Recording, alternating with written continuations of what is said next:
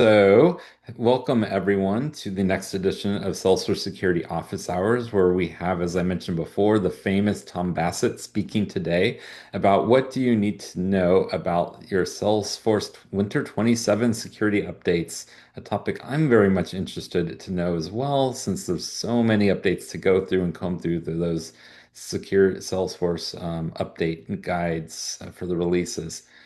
As always, we're going to go through, some of the normal stuff. We'll give you a little bit about our roles engagement, introductions, do a recap of last time's office hours, and my favorite, which is hot off the press, our news article of the week, and then we'll dive right into Tom's topic. So, as I always do every single session here, I always like to talk about what is Salesforce Security Office Hours and why does it exist? Because I think that's very important. Originally, I started this because I kept seeing more and more companies and organizations being breached in Salesforce, and there was this lack of Salesforce awareness and security, especially deep security, not just profiles and permission sets and stuff in the Salesforce ecosystem. And too many people didn't have access to the resources they need to get that information, to be educated, to understand what they should be thinking about and doing to secure their data in Salesforce. So I wanted to create a format that allowed people access to those professionals and those experts on a bi-weekly basis so you could get access to those people that you normally don't have access to and that content that was not prevalent in the ecosystem. And so here we are. That's why Salesforce Office Hours exists, and we are going strong. So there we have some rules of engagement here that I always like to bring out. Be respectful to everyone. It's open engagement. This is not just your typical listen and jump off the call. This is meant so you can be here. You can ask questions. You can raise your hand. Even if the speaker's talking, feel free to raise your hand and put it in the Q&A. That way, if there's something relevant during the talk, we can answer a question. And if not, then we will try to answer all the questions at the very end. And most importantly, take notes and walk away with something that is actionable that you can implement today, because that's why we're doing this. It's not just about listening and learning, it's about doing, about implementing these things so that your data becomes more safe. So who am I? I am Matt Meyers. I'm the CEO and founder of EzProtect and a certified technical architect with over 19 years experience in the Salesforce ecosystem and author of the best-selling book, Securing Salesforce Digital Experiences. All right, Tom, I'll let you do your own intro. Yeah, thanks, Matt. Yeah, so I'm Tom Bassett, Senior Solutions Architect, working with Vera Solutions, helping nonprofits implement impact management systems. I'm a Salesforce MVP, community speaker, have a couple of certifications, and general kind of um, active voice in the community. Hopefully, some of you might have come across my content. And fingers crossed, if you have, that it's helped you as well. Yeah. So that's a little bit about me. Thanks, Matt. Awesome, and thank you. And appreciate again your time here and think your expertise. So we're really excited to getting into your topic in a minute. So. All right. Office Hours is supported by EzProtect. So if you don't know what EzProtect does, what we do is we help protect customers' data in Salesforce when it comes to malicious files or malicious URLs, for example, coming in from a digital experience community. So if you're uploading files from a community, you have emailed a case. You could be ingesting malicious files and malicious URLs, which is where we've been seeing a lot of the breaches in the past year. So if that's of interest to you or you just want to have a quick discussion, if there's some way we can help you, feel free to click on that QR code or just DM me directly. All right, next, jumping into my favorite, which is hot off the press. Um, so, we have this article here that talks about what Microsoft found across 1,000 Salesforce org breaches. And spoiler alert, it was not a vulnerability in Salesforce. What they found was it was more about the misconfigurations in the Salesforce environments itself, and that over, I think, what was it, 1.5 billion records were taken from over 1,000 Salesforce environments in a year. And really, it was done by the same stuff we saw before. It was the phishing, stolen OAuth tokens, open guest user access, but not a Salesforce platform exploit as we've been seeing. And and the other interesting thing here is it says like an authorized app look like a real user, so nothing tripped any alerts. And I think a lot of that goes back down to the thing of monitoring. If you're not monitoring your orgs in the right way, you're not actively watching those monitors, and you're not doing more. You're doing more than basic monitoring. You're not just if you're looking at where are the IPs coming from, where are the requests coming from? Is it a normal activity that your users are having? Are they getting records that are not normally would be getting in your Salesforce org? Are they logging in from Russia or China? But also a lot of times, they're using fake VPNs, so that's a little bit hard too. So, so, so really, the question now is, like we're saying in the last bullet here, that there is detection coming in, the signals are coming in, people are just not watching them the correct way. No one is taking true ownership of those signals as they're coming in. So therefore, that's why we're having those breaches. Same thing with how things are being configured in the orgs. Anyway, if you'd like to learn a little bit more about this, what this breakdown shows here, go to that QR code, and then we can jump. You can learn a little more about that. All right, so recapping our last Salesforce security office hours, we had Crystal Zug talking about how security is not a feature you add at the end. It's the foundation of everything in your org. So she was talking about how you architect for trust in your org, going through some of the well-architected framework, and then giving you some cool, interesting scenarios that we walked through of what good looks like and what bad looks like in an org, or not so good. So if you're interested, you can watch the session there by clicking on that QR code. So without further ado, we will let Tom take the stage here to talk about what do you need to know about Salesforce Winter 27 security updates. So Tom, I'll do the driving for you. Just let me know when you want to advance your slides, but the stage is yours. Sure, thanks. So, although this one kind of falls a little bit outside of a traditional release cycle, it's important to know, and I'm sure most of you on this call will already be aware of this anyway. But Salesforce are now technically enforcing MFA for all internal users and for admin users or users with admin type permission, including customize application, author, apex, view all data, modify all data. And I think there's one more. Those users will have to enroll what's called phishing-resistant MFA, which is ultimately Touch ID, Windows Hello, or a physical security key. Enforcement of this started a couple of days ago on a rolling basis. So it started on the 20th of July in production orgs. So you might have seen this already. If you haven't, there is perhaps still a very small window of time to ensure that any of your integrations continue to work as expected.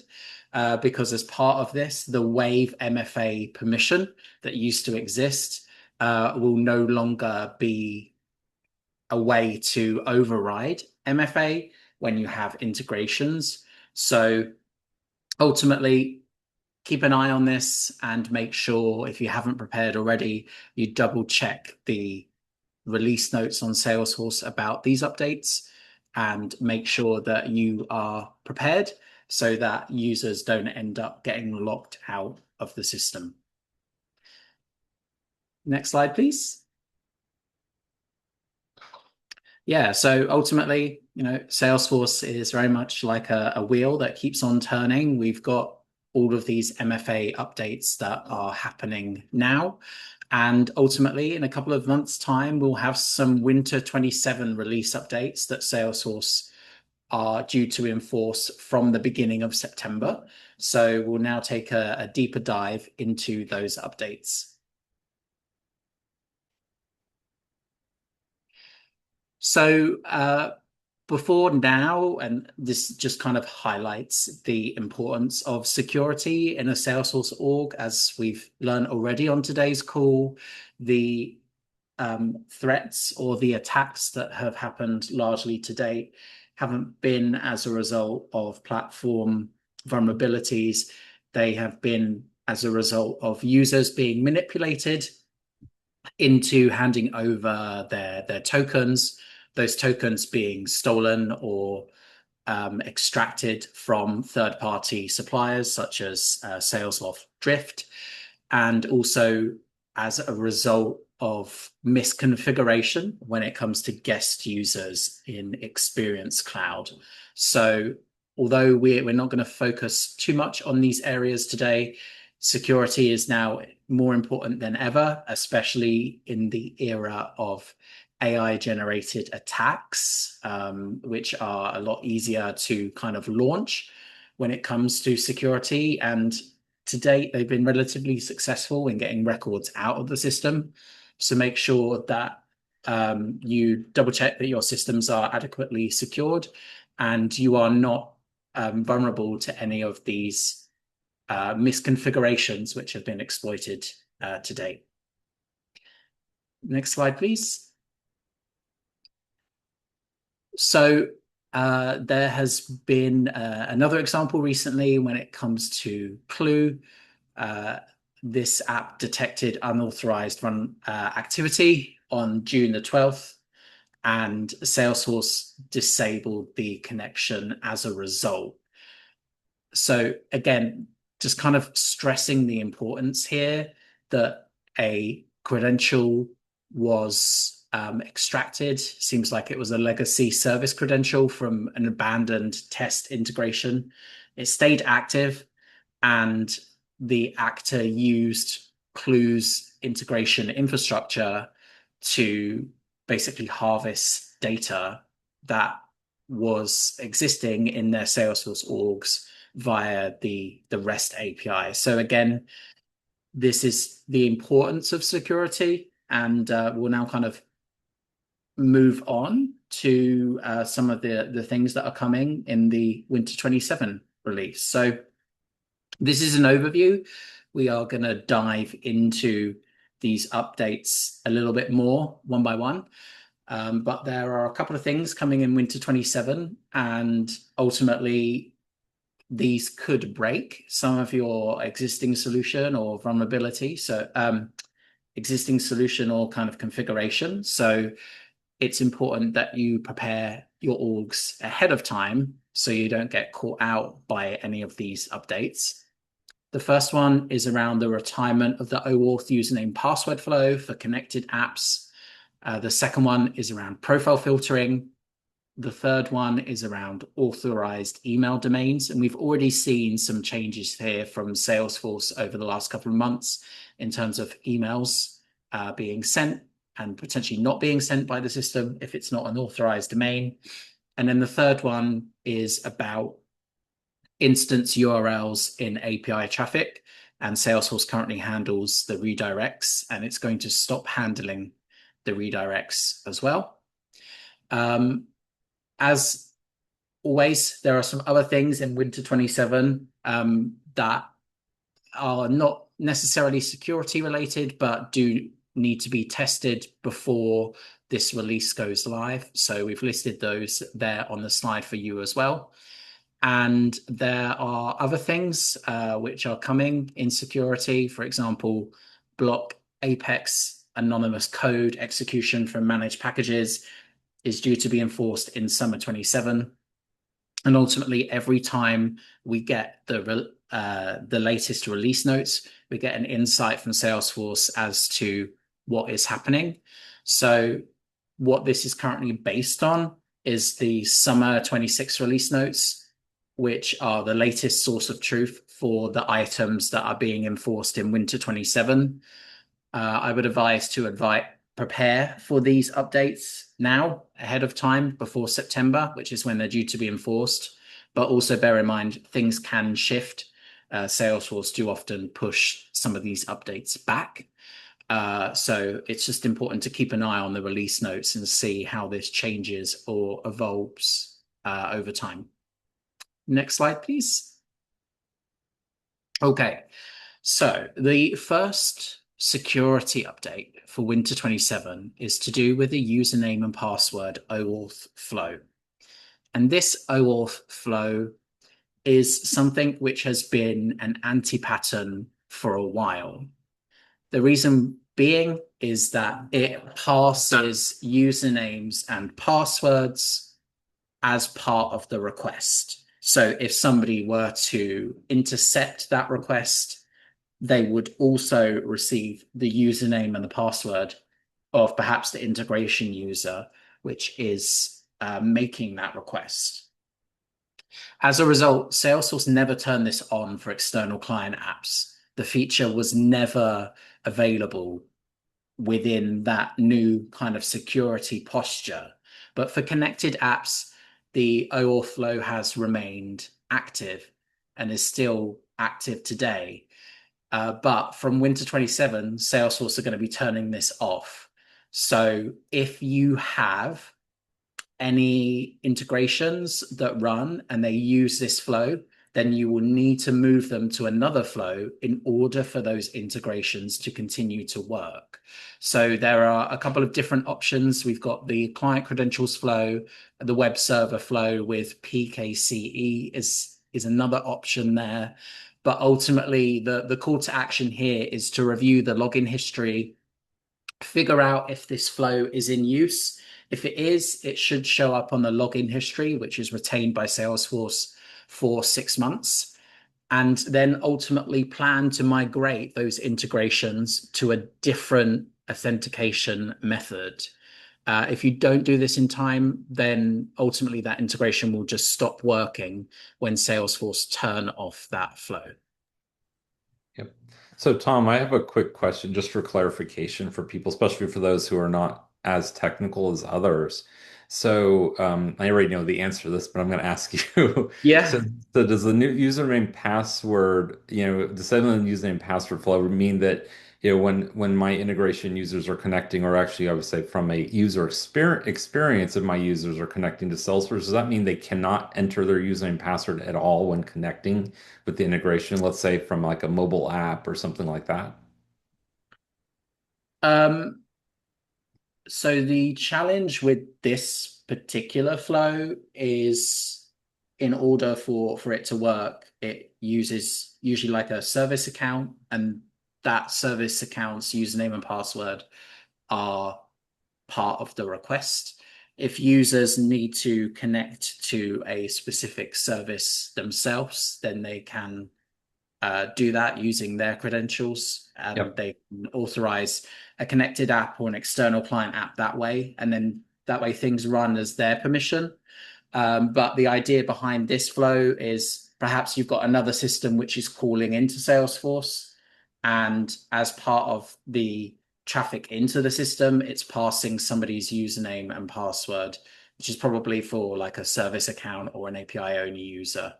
Yep, correct. And that's a great response. I think for just my answer to that as well would be like I think this flow is really like you're saying it's if you're every single request you're always sending the user and password in Yes. instead of like an API key or a token versus doing your combo of SAML plus OAuth to connect where the user for the very first time they connect they're being redirected to Salesforce to authenticate.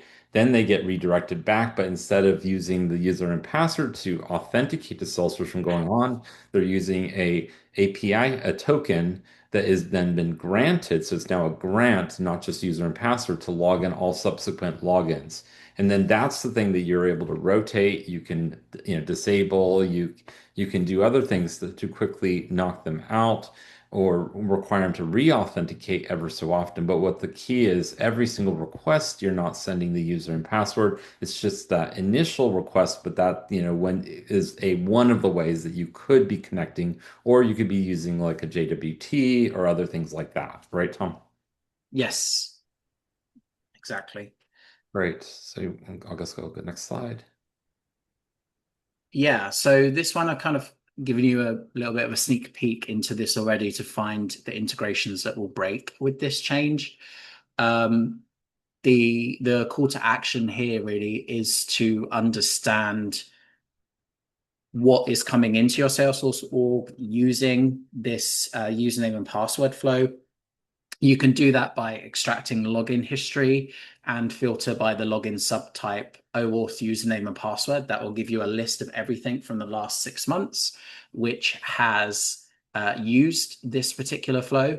You can also extract the application against that as well to kind of match it up to a particular connected app if you want to kind of pull things together. And there is also another way to find the integrations that use this flow as well by running a particular query, which we're showing here on the screen. This will show the tokens which are currently issued. And then from that, you can kind of piece the different bits of information together and work out if this flow is still in use. The downside to this is login history is only retained for 6 months. So if you have an integration that runs less frequently than that, then it might not be captured in those logs.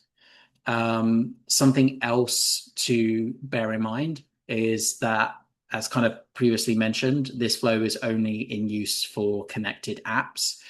Connected apps have not been creatable since spring 26.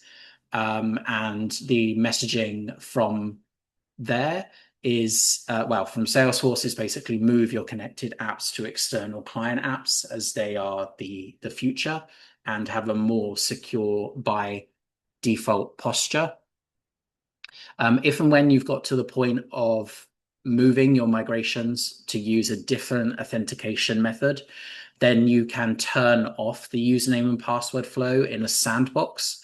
That way you can retest your integration end to end, and make sure that ultimately there isn't something else within that integration that still relies on that flow. As always, test these changes in sandboxes first and migrate the changes to the live system once everything has been thoroughly tested.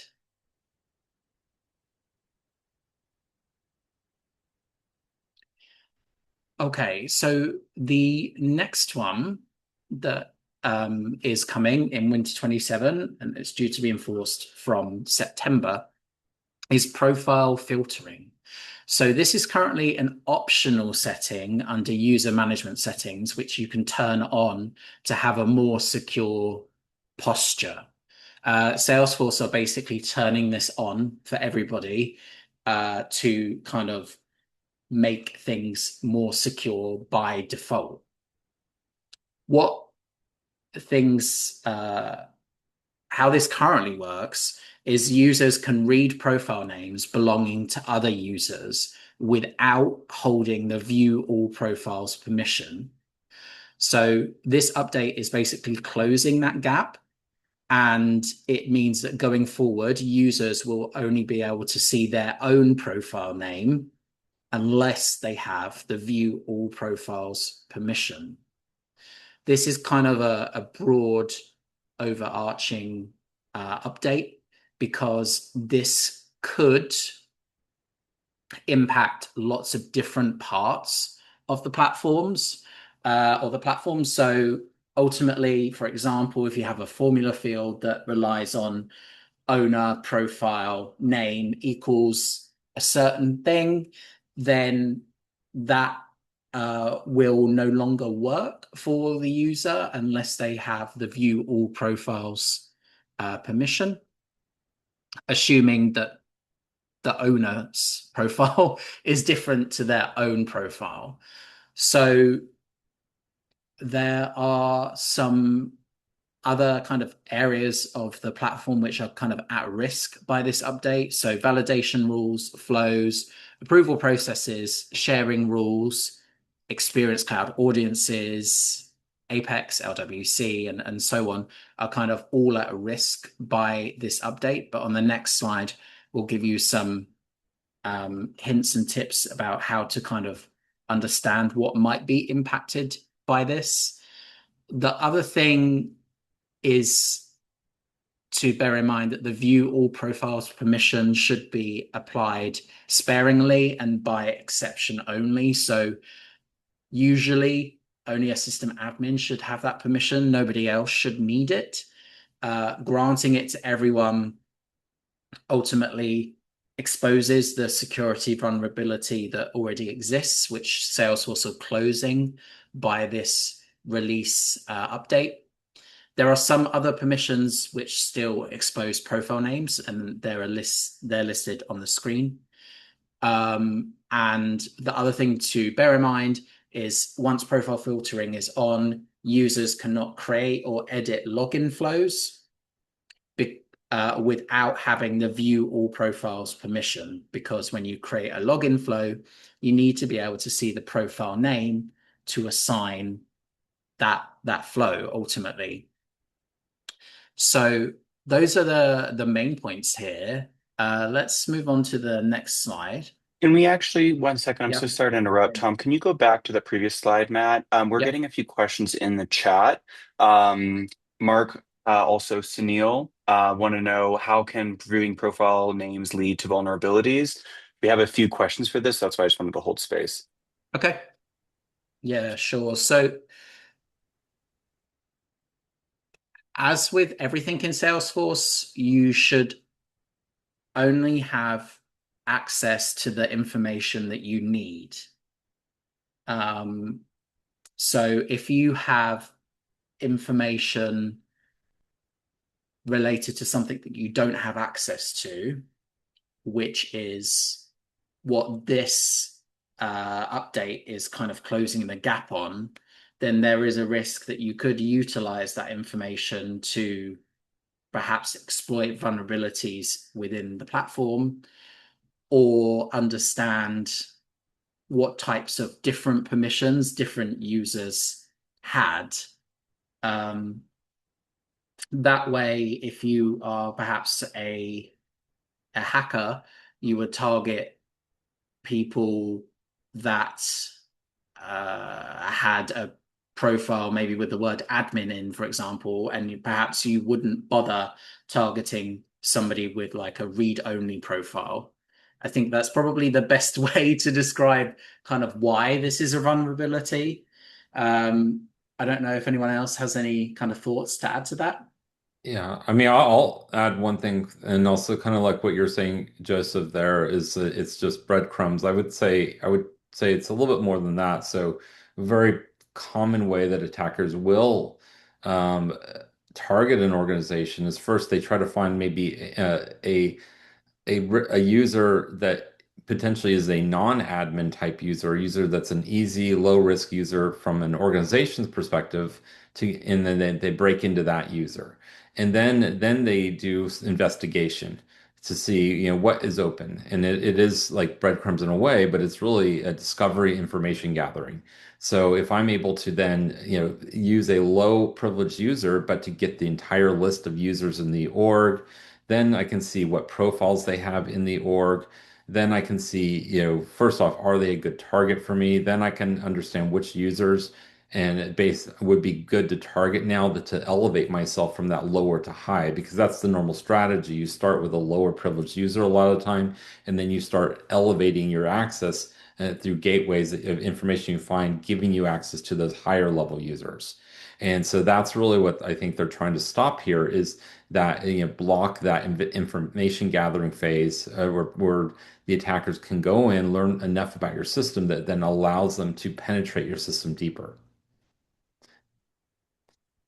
Hopefully that helps answer everyone's questions. And if anyone has any other questions, please let us know. So, all right. Okay, I guess we can move on. Yeah, okay. So this is the third change which is coming, and this change is kind of slightly different to the other ones, and I'll attempt to explain why.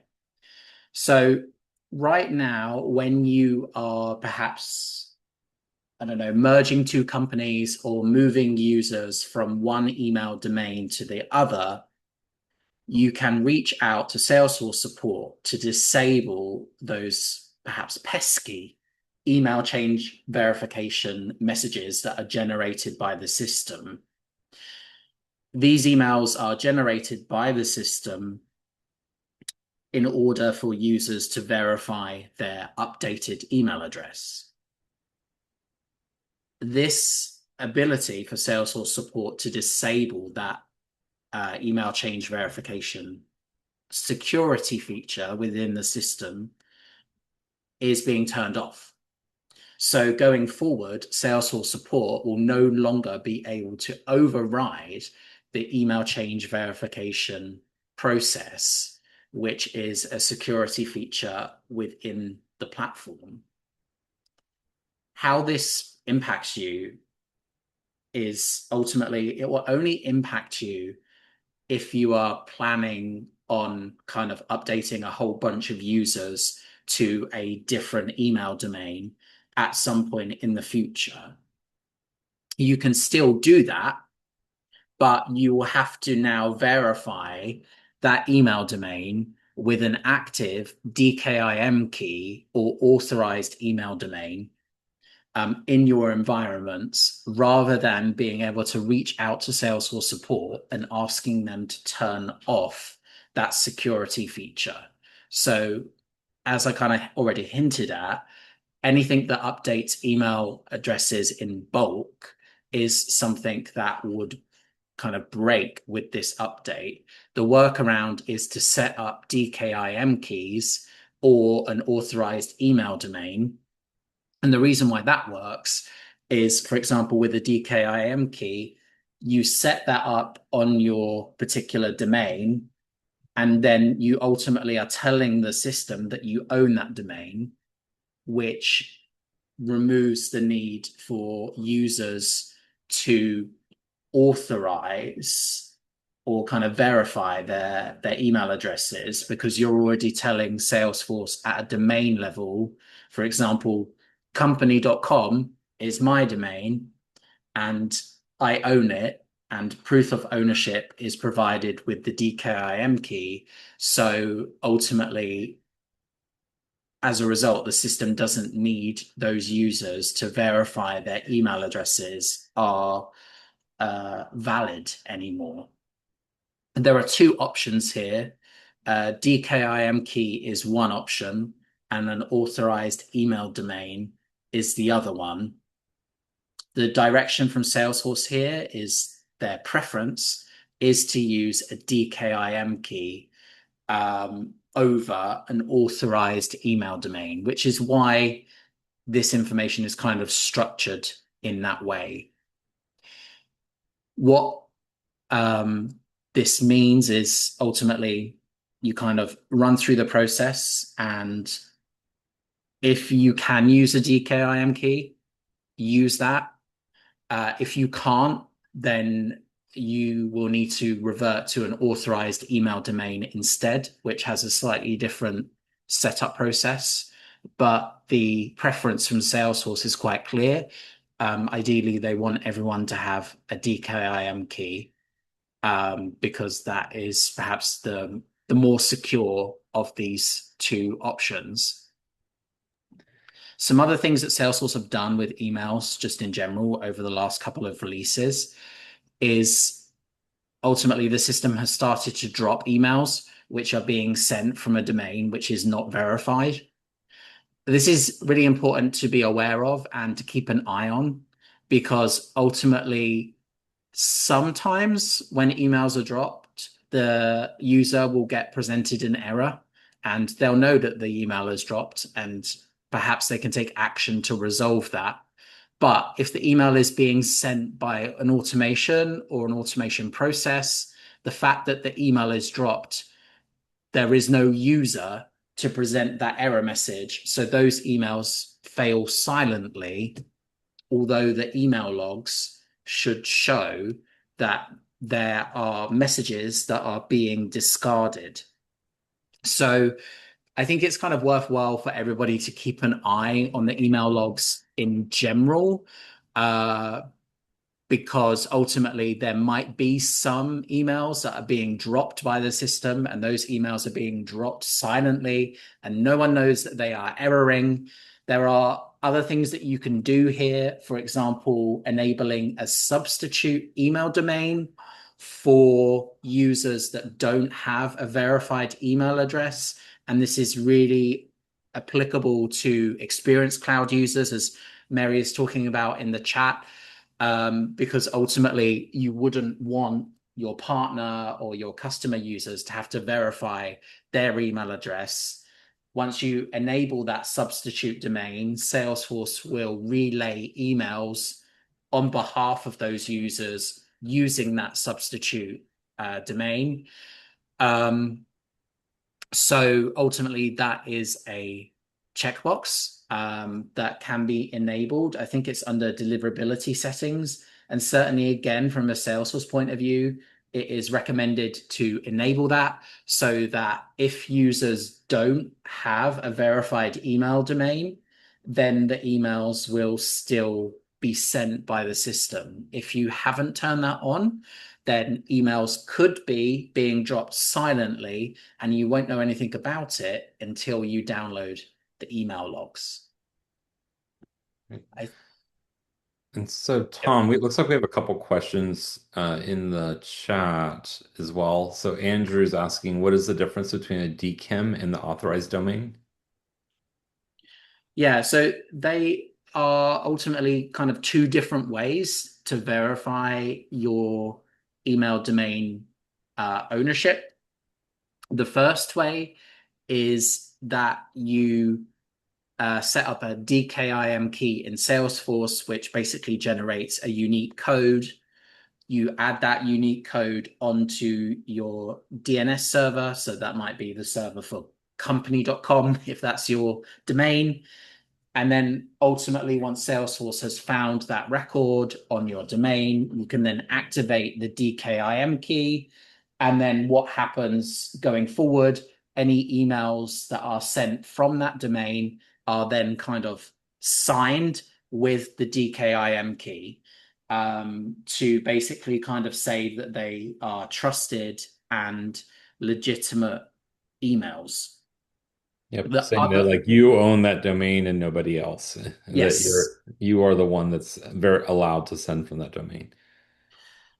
Yeah, exactly. And the other part of this, which is, I guess, the backup option in case you can't add a DKIM key. So that's maybe because your IT team has said, your server is full, there's no room for any more entries on the server. That might be one reason. Another reason is you might not be able to find the right person that has access to the server to add the key in the first place. The backup option is an authorized email domain, which you set up in a slightly different way from Salesforce setup. I believe there's a screen on the menu, on the setup menu, where you go and you add those authorized email domains. Again, the process is slightly different from DKIM key, but the DKIM key here is the first option and the preference from Salesforce. And looking at the guidance from Salesforce, as I am doing now on my other screen, it does also say to turn on the substitute domain for unverified email addresses as well, to basically minimize the disruption. Hopefully that answers the questions in the chat. Yep, hopefully so. All right, so we can move on. Okay, all right. So the next one is about instance URLs in API traffic.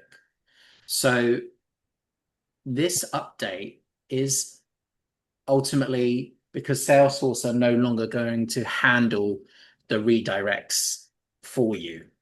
So for example, and I love the fact we've got specific examples here because that makes my life a lot easier.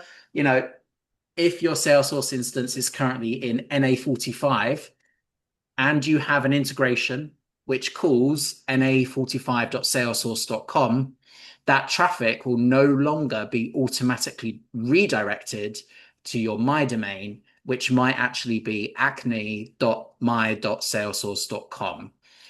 As a result, that integration will break. Going forward, and to be honest, it's been a bit of an anti-pattern to use an instance name like NA45 or GBR12 or whatever your instance name is. It's been an anti-pattern to use that for some time because your Salesforce instance can change, and your my domain has kind of a smaller surface area when it comes to attacks. So NA45, there might be several clients within that cluster or that server. And so it's always been kind of best practice to use your my domain when you are calling the system anyway. And it's been like that for a while. The challenge here is how an integration is calling Salesforce. That is usually held in the integration itself. So that might be, I don't know, configuration in Microsoft Power BI or whatever integration you've got going on with Salesforce, but that's usually set up within the integration platform itself. You can use the login history to see how people and potentially how integrations are accessing the system. That will show who is using what login URL to gain access. And ultimately, if there are entries in the login history, which is retained for 6 months, that show an instance URL such as NA45, then going forward, that traffic will no longer be automatically redirected, and those users or those integrations will inevitably stop working. So this is a great opportunity to ultimately audit your integrations and potentially your users to figure out what URL they are using. Again, the login history has a little bit of a flaw whereby it's only retained for 6 months. So if you have an integration that runs less frequently than that, then it won't show in the login history. But the idea here is basically pull the login history, see what is using which URL to access Salesforce. And if there is anything using a URL which isn't your my domain, then you need to change that. And that could be a case of users updating their bookmarks so that when they access Salesforce, they are accessing it via the my domain rather than the instance. Or that could be reconfiguration in whichever integration platform to make it call the system via the my domain rather than the instance URL.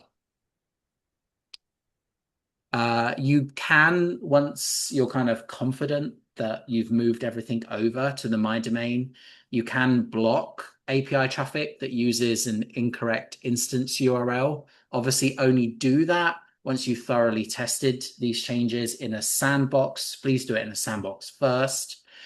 And ultimately, from that point onwards, you can then kind of monitor and see what breaks as a result.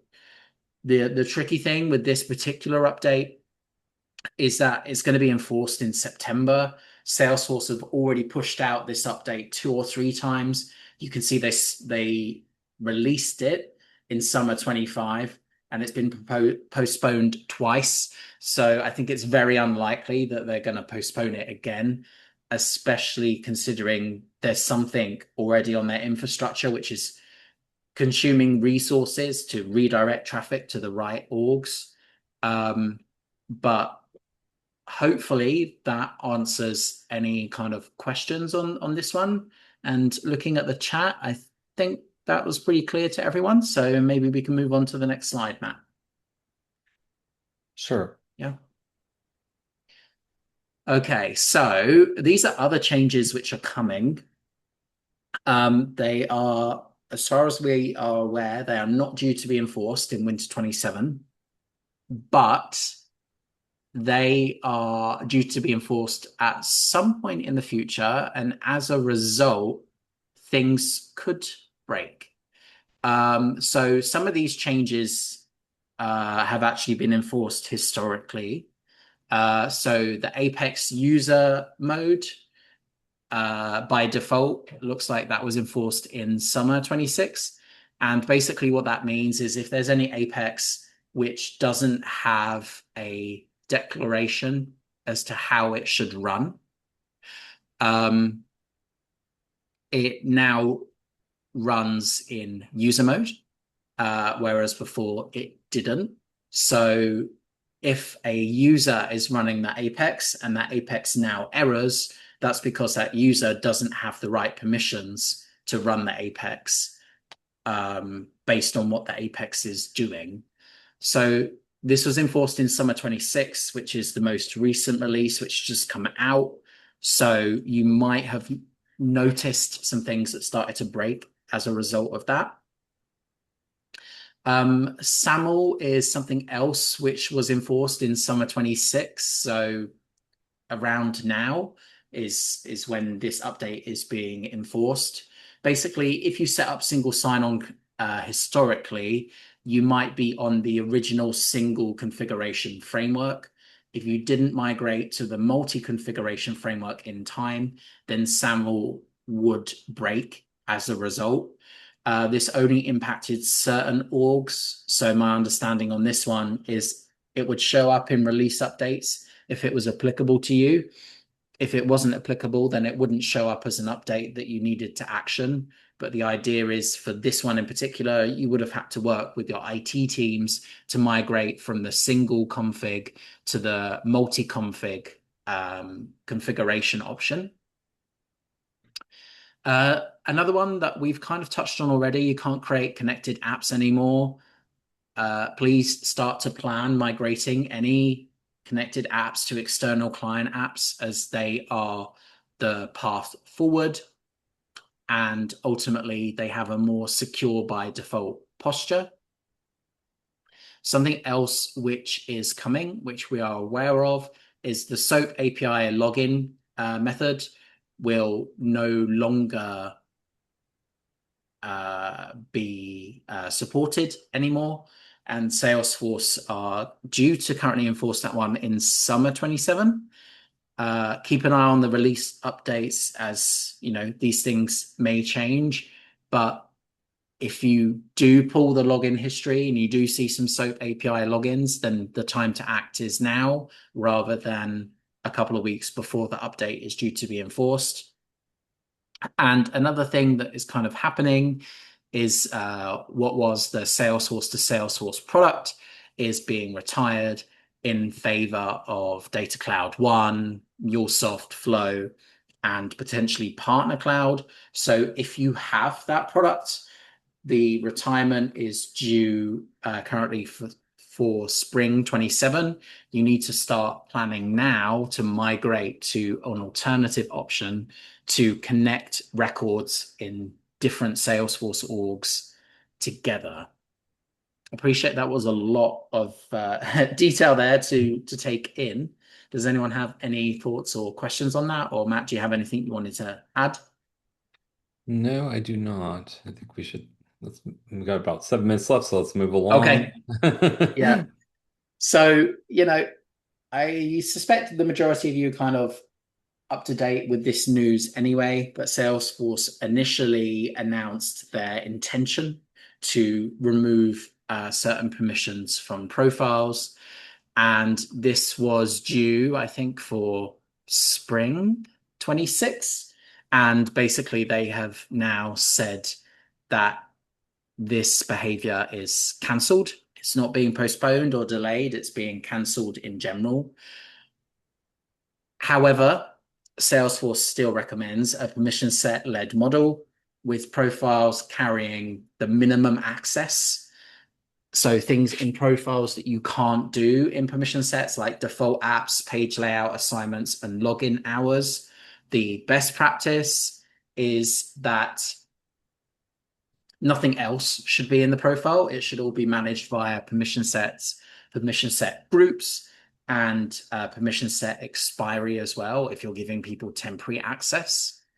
So Salesforce initially announced this behavior was coming in January 2023, and now they have clarified that It's not going to be enforced after all, but the best practice is still permission sets, and that is where Salesforce are currently investing their efforts.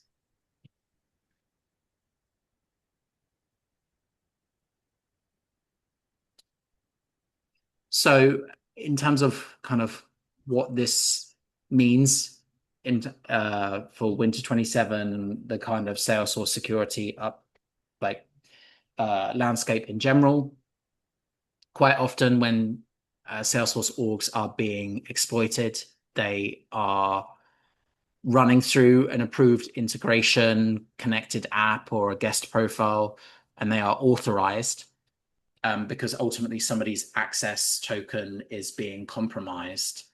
So ultimately, if you haven't already, please review your connected apps and make sure that you only have systems connected that are allowed to be connected. Winter 27 is bringing a whole bunch of updates, such as the username password flow being retired. And that's kind of been an anti-pattern for a while, but now you've got a deadline to work against to shift any integrations over. And bear in mind that these enforcement dates are subject to change. The instance URLs redirect, for example, was postponed twice. Profile permission retirement was cancelled after 3 years since it was announced. And as you might have seen with some of the other security updates, the Salesforce MFA rollout has been kind of stopped and started quite regularly over the last couple of weeks. But the messaging right now is it is still being enforced, and enforcement started 3 days ago. So if you aren't already prepared, you are kind of behind, and you need to make sure that your users have an MFA method, or that your single sign-on is passing a strong enough MFA signal, because if it isn't, things could break as a result.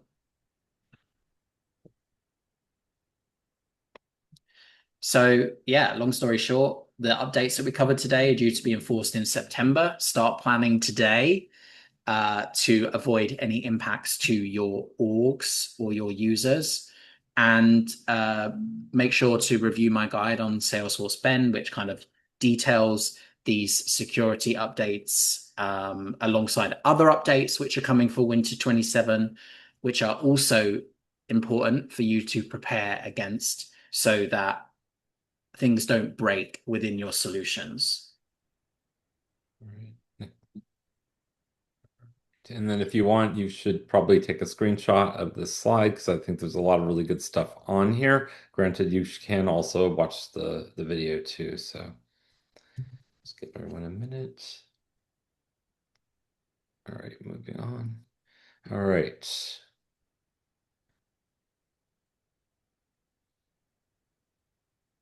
And again, here we've just got some kind of key questions to ask before September to prepare for these updates. One of the things that I haven't really touched on, which is important, is some of your managed packages could be using this functionality. So, for example, some of them could be calling and relying on profile names being available to all users. If you suspect this is the case, then reach out to the providers of those packages to make sure that those packages are prepared for these updates. Yep. Correct. Okay. All right. Well, thank you so much, Tom. This was a really informative session. I think I learned a lot as well myself, but as we said, security is not a feature you add at the end. It is a foundation that you architect from the start. So you architect it for trust. And this is from Crystal said last week, and something that I firmly believe. I've seen so many projects, people always think of security last instead of first.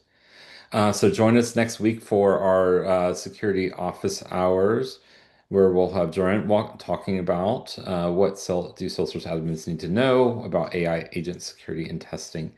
So I know we're short on time here. Here are some resources as we always do, but I would like to get to the questions for anyone that wants to stick around, and we'll keep the the line open until all the questions are answered. But with that being said, I'm going to move on to get some of these questions answered for if the people want to stick around. So, first one, Tom, is from Joseph. He says, have we gotten any confirmation or further info on Salesforce will support multiple physical keys per account?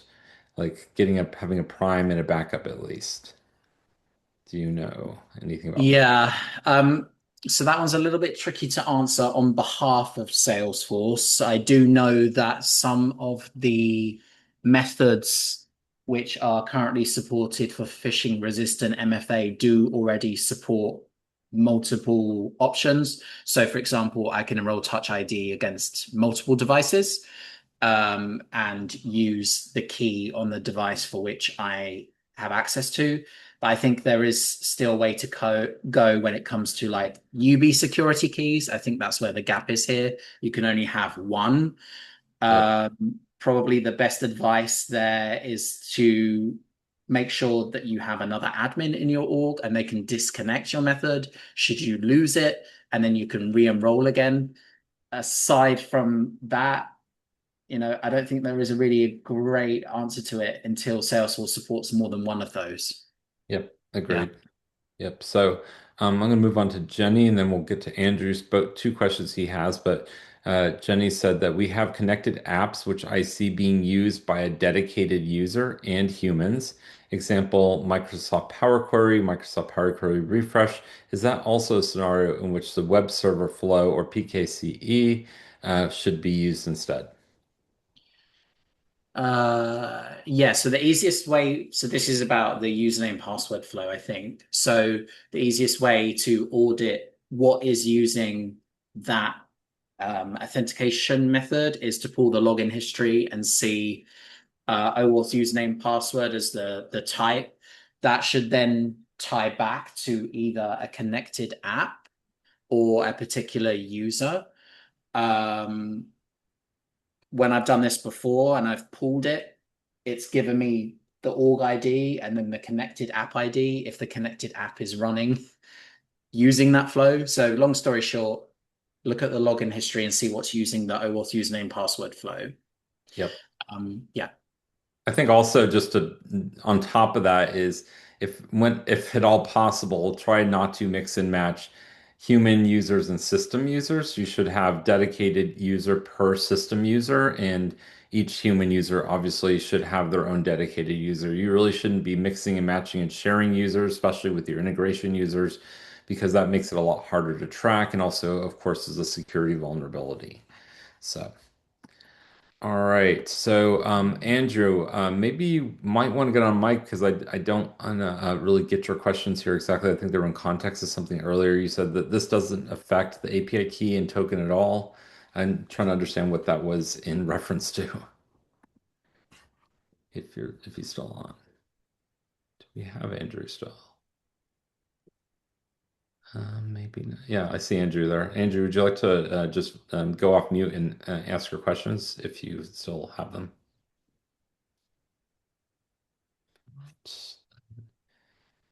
And while we're waiting for Andrew, if anyone else has a question. Well, I think in the meanwhile, we can answer the second question. Yep. It's about the login flow. So yes, before, if you didn't have view all profiles, you could, and you had kind of relevant permissions to create a login flow. You could have created a login flow against a profile for which you weren't supposed to see. So I think that is kind of another one of the vulnerabilities which is being closed by Salesforce here, because ultimately you won't be able to create login flows now unless you can see the profile. And in order to see the profile, you now need the view all profiles permission assigned to you. So I think that kind of answers that one. The Yep. And it question. looks like Andrew can't go off mute, but Andrew, if you want to just do in chat, yeah, perfect.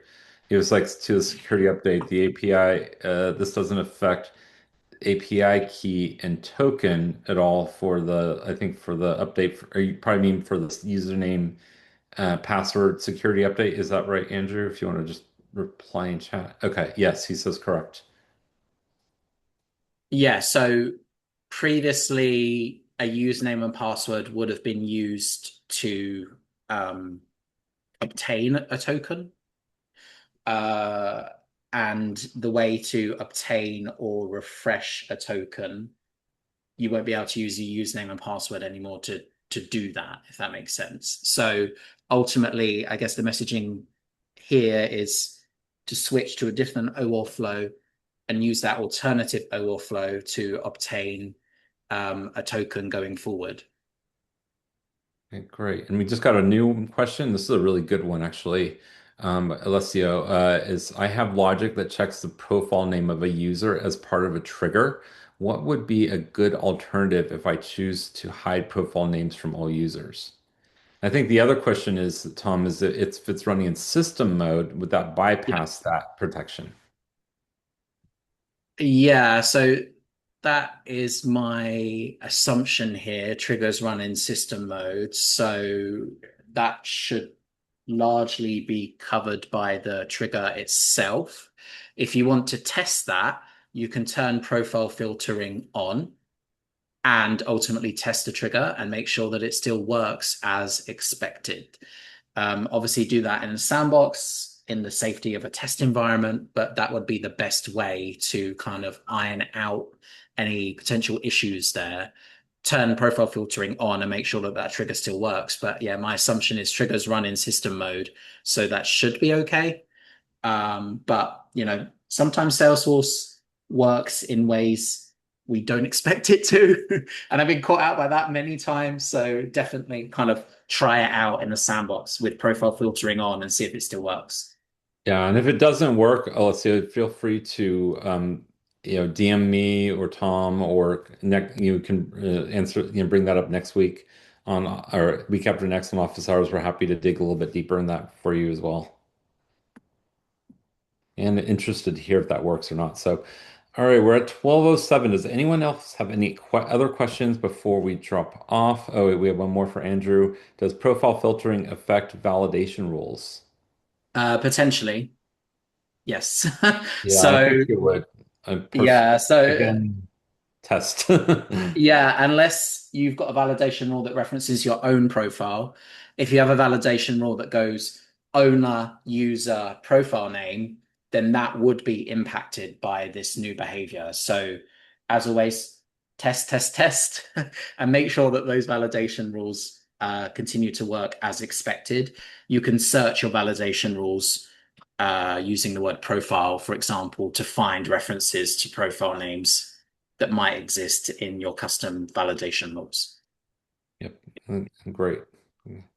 Okay, great. So I think we're out of time now, but for anybody that joined, thank you so much for the time. Of course, you can subscribe on our YouTube channel. Tristan just posted that in the link there. Of course, we have our next office hours in 2 weeks from now. Also, if you want to look and subscribe for other ones, just go to our website, ezprotect.io, and you can see all of our future and upcoming office hours. Again, if there's any questions you have, feel free to DM me or DM Tom as well, Yeah. and happy to continue the conversation and going forward. So thank you so much, everyone. I hope you have a wonderful rest of your week and weekend.